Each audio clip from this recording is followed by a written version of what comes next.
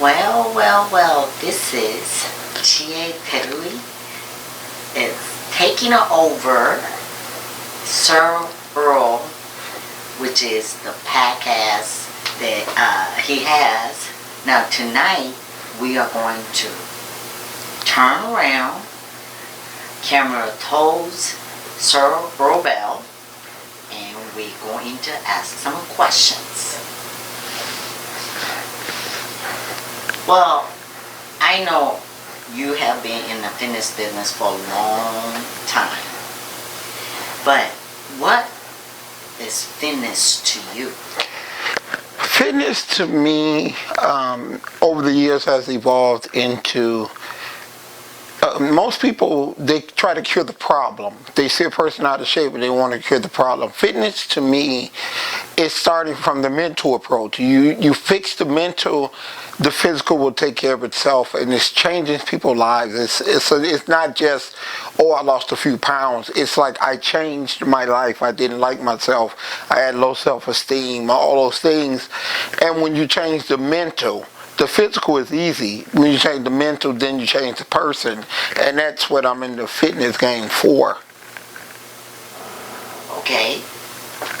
So how about what fitness that done to you? Fitness took me from a knucklehead ex-gangbanger from the streets and the gutters of Englewood to being a man that I'm proud to be, proud for my son to look at me and be honored that I'm his father. Fitness has changed my whole life. It's taken me to places and met people and done things that I never would have done had I not found it. I always say that, I didn't find fitness, fitness found me, and it changed me in so many ways, and I've learned so much. I've traveled so many places, I've met so many people that it would have been impossible without the world of fitness. So I think a lot of people know you are involved in fitness and fitness person, but what is the before fitness, the Earl's life was like? How was it like? I grew up in Englewood. I got involved in the drug scene, the gang scene, going to jail. I was in Audi home by the time I was 12 years old. I had a daughter by the time I was 14, and pretty much I was labeled as a person that would never achieve anything. I didn't go to high school, I didn't go to college, and I was pretty much labeled, where I come from, 98% of the guys are dead or in prison, and that was, my likelihood of that was probably then higher than 98%. Because I was living that life. And one time I was in jail, I got out, I made the decision, or my mom helped me make the decision to go to a trade school, so I studied auto mechanics. And making that decision to start something like that and change my life, and a lot of people think, oh, he changed his life when he moved to the suburbs. Well, I lived in Englewood around the same people and the same influences 3 to 4 years after I had already finished school. So making the decision to go from where I was at as far as ripping and running the streets to a legitimate life let me know that I can do most anything that I set my mind to. So fitness, Earl Bell before fitness was a knucklehead from the gutters of Englewood. So you were a mechanic? I was a mechanic for well over 10 years, yep. Auto mechanic. Hated it every day. Was you good? I was very good at being a mechanic. I had a diploma. I had a lot of certificates. I studied at General Motors School of Training, Ford School of Training, Chrysler School of Training. I was very good. I just did not like it. I did not like smelling like a grease monkey, undercars, being burned, having fingers broken, everything that went along with it. And I think my biggest problem, and when I know I wanted to be an entrepreneur, is that I never wanted anybody having influence over where my life headed at, when I can take a break, when I can get a vacation, what time I got to be at work, what time I get off. All that's determined when you work for people. And I'm not saying everybody is cut out to not work for somebody, but it just didn't work for me. So you say you didn't graduate high school. You have a diploma, but I have a GED. You didn't like school. I hated school. Okay, so not liking is a very easy compliment. I hated school. But it seems to be, You know a lot of things. Where's those knowledge coming from? I read every day. I listen to a lot of motivational audio. Education is things. The reason I didn't like school is that what they were teaching didn't apply to me. I never thought it would apply to me. The things that I study and read now, business people, biographies, motivational, mental mindset, all those things is very, very appealing to me. So I educated myself through reading. I mean, like I would read Wall Street Journal, and I read that most successful businessmen had corporations. So I started a corporation. I didn't know why I started. I just knew they had it. So, I started a corporation. And just things like that. I learned the lingo, the proper steps to take and things like that. They said the three most important people in your life when you own a business. Your accountant, your banker, and your lawyer. And so, that's what I took. So you read a lot of books.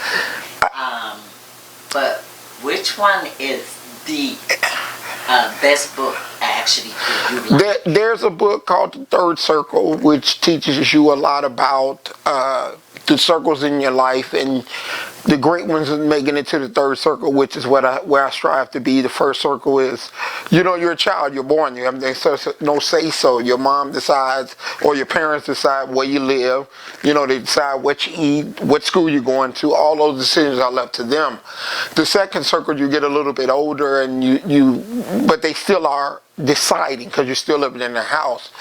The third circle incorporates mental mindset, going to higher levels than the average person goes to, and that's the circle that I look to elevate myself to.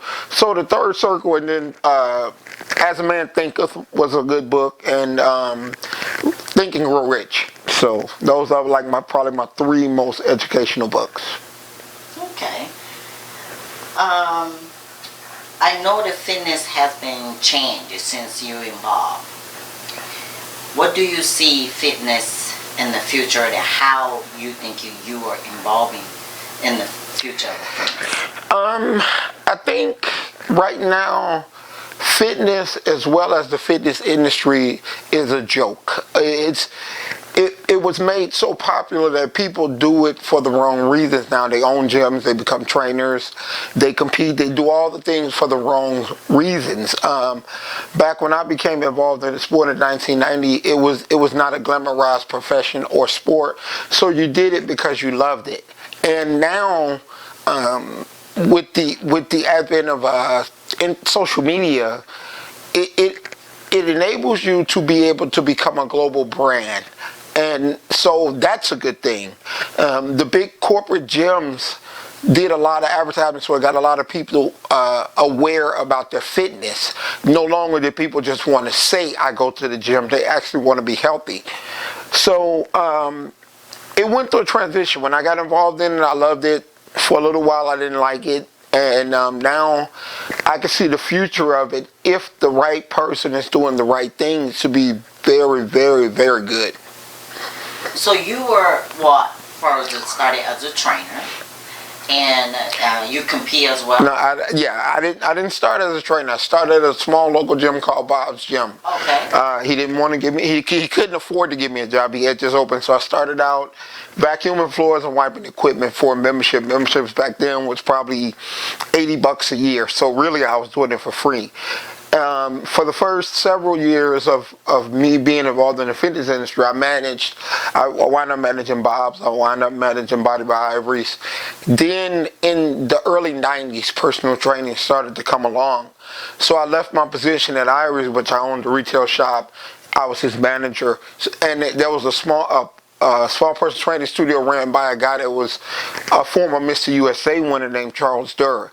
So he had a small studio downtown. So I went down there and I begged him for a job. And the same thing, he didn't have a job. So I swept and cleaned up and things like that, and learned from them how to sell, how to train, how to treat people. And I wound up becoming a trainer down there. And part of the thing was, I had a old Chevelle, no floor in it, no muffler, no nothing. It was leaking so much oil. I had to carry a case of oil with me and put oil in it when I got where I was going. And I was coming from University Park to downtown Chicago, 14 North Peoria. So I said, at the time they were offering independent trainers to allow the train their clients at quads as long as they bought memberships. So I lived out south, so I figured I'd come out south and make my living out here. You know, because I had more clients, my name was more known out here. So I actually became a trainer. I owned my own corporation, insurance, and all those things that the trainers didn't have back then. And I started training my clientele out of Quads Gym, and I was there for a couple of years. And once my clientele got big enough, then I opened up my own studio, ratio 1-to-1. So I've worked every level of fitness, from vacuuming the floors, wiping down equipment, to manager, to trainer, to owner. So I've worked every level involved in fitness. And you also compete. Right, I competed. I won Illinois State in 1994. I got my ass kicked a lot before then, because everything I had to learn on my own. But through time, I taught myself, and I wound up winning the state in 94. And after I won the state, then the opportunities came for me to judge, do seminars. I was a sanctioned NPC promoter for my own show, which I held at Earl State College for 4 years. And so it opened up a lot of doors. So after that, I never really liked competing.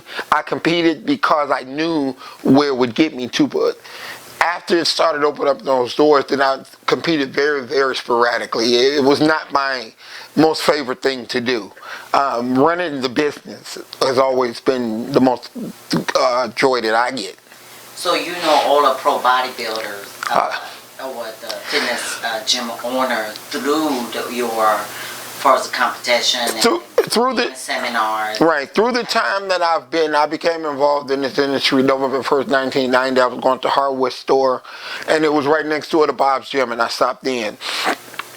Before then, I had never been in the gym. But yes, through that time, since 1990, I met a lot of gym owners, because when I was promoting my show, we didn't have internet, so you had to actually physically drive there. So I drove. I gave them free tickets to the show. I gave them VIP seating. So I met a lot of owners that way. I met a lot of pro bodybuilders through the seminars. When I judged, they would guest pose. I'd have to pick them up, babysit them, take them to the airport, and pick them up and take them to eat and all these things. So I've met. They say the golden era of bodybuilding, when you had the greatest physiques in the world, the Sean Rays, the Vince Taylors, the Jay Cutlers. He was, at the end of the pack. The Ronnie Coleman's was at the end of the pack. So they say the 90s was the glory days of bodybuilding, and that's when I was involved in it. So yes, I got to meet a lot of 90s great bodybuilders, whereas today it just doesn't. I don't have that. I know a lot of them, but I just don't have that same desire to get to know, because I'm just more impressed with the older crowd that really made bodybuilding what it is. At first I didn't believe you. Most people don't believe, like Sean Ray, who's a Hall of Fame bodybuilder, Vince Taylor, who's a Hall of Fame bodybuilder, Dexter Jackson, who's probably one of the older, more competitive bodybuilders, Ronnie Coleman. A lot of people don't believe Melvin Anthony. Yeah, Melvin came to town. We trained at Quad Gym. A lot of people don't believe that I knew these people. They would say, oh yeah, well, maybe you met. No, I know them. I've been to Sean's house. We've hung out. I mean, Sean is probably one of my best friends in bodybuilding. Okay, so, it's already beginning of December, 3-4 weeks. We're going to, end this 2019. I'm sure when the January 2019, you had a lot of goals that you would like to accomplish in 2019. Did you accomplish those goals? Or matter of fact, what was your goal? My goals for 2019, I make goals. I don't make New Year's resolutions. I make goals every day. When I accomplish one, immediately I start another one. But one of the things that I wanted to accomplish in 2019, I wanted to get more involved with creating a brand. And I was able to create the starting steps of myself as a brand, you as a brand, Ratio as a brand, and our distribution company as a brand. So I learned to use social media. I started my podcast, which was another goal of mine. It's my world. It's my world one. It's my podcast. So I started my podcast. I got more involved in social media because that's the direction of where everything is headed. Is brand, individual branding. So part of my goal was to take those steps to begin creating brands and becoming more active in the social media world, which I did. Which, I mean, you can go on Facebook, Ratio 1-to-1. You can go Earl Bell. It's all just the address, the letters, the locations are behind me. But we're active on Facebook, Instagram, Twitter, YouTube, which this video will be on. So that was my goal for 2019, was just to get more involved in branding and then to also start my own clothing line, which I did. So I did accomplish all those goals. Okay, so then what's your plan for 2020? My plan for 2020 is that I want to open up a second location. I want to become a global brand. We're just touching on it now, but I want to grow everything that I started in 2019. I want to supersize it. I want to take it to another level with the social branding, the clothing line. I will be competing again in 2020. That's the goal of mine. It's to one last time to get on stage. Reason being, my body still can make the changes, and I want my son to see. My son is 24 now, and he's never seen me on stage. So I have a desire. I've accomplished everything I wanted to in the fitness industry, except competing and going pro, that's my goal in 2020. Compete and go pro, open up another facility, and expand our social media brand. Okay, this is the last question. One word that you would pick. That this is Sir Earl. What is the word that describes you? Royalty. Okay. Well, thank you for listening, everybody. This is Chetiri again, take over Sir Earl's World. This is the Earl's podcast. Also, this video going to be on the YouTube, but we will be back with a new interview with the more talented people. Bye.